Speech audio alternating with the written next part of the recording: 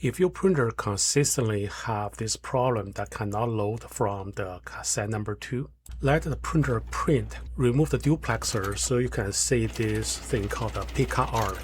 See the two black roller on the arm? When the printer try to roll up the paper, see if that wheel is turning. And this one is not turning.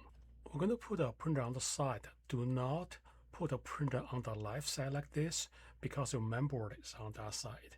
And always put on the right side like this. We're going to remove 3 layers of trays. The first is the paper tray and CT tray and this stacker. There are 2 levers. One is this white lever is going to prevent it coming from too far. There's a black lever. It's easier to remove the black lever first. Just hold it, pull it straight out like this.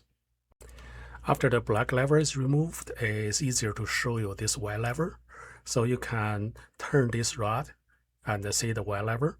So you make it to the highest point, and then you flip this pickup arm. Easy peasy.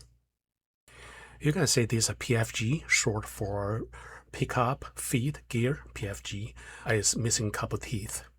There are 2 big PFGs and 2 small PFGs on the arm. You only need to replace the one that's broken. You're going to find the 2 screws on the side. Those are Phillips number 2 screws.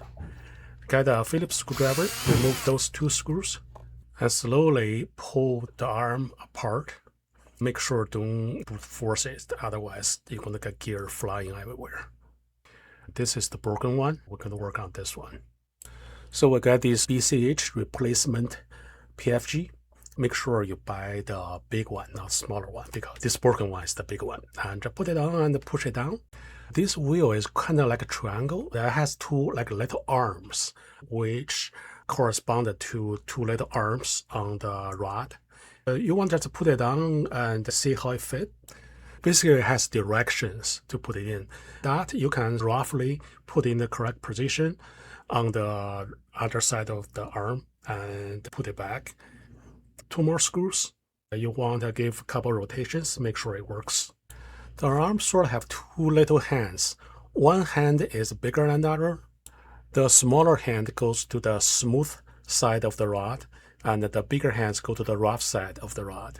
Leave the white tab as high as you can, and then flip the arm so the white tab can fit in the slot. Press down the arm. The black lever, one side has a tab that goes into that hole on the arm.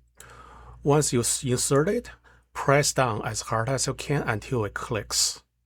2 tabs, so you make sure both of them are locked. Here's how it works. So when you have a paper tray in, cassette number 2 in, it's going to press this white lever, and the white lever is going to release the arm. The arm going to touch the paper. But when you have the CT tray installed, you don't have a paper to pick up. So CT tray is going to press this black lever, and that's going to retrieve the arm. That's the whole thing, what it is. Alright, I hope you enjoyed this video. Please visit us at bchtechnology.com or locally, Greensboro, North Carolina. Cheers.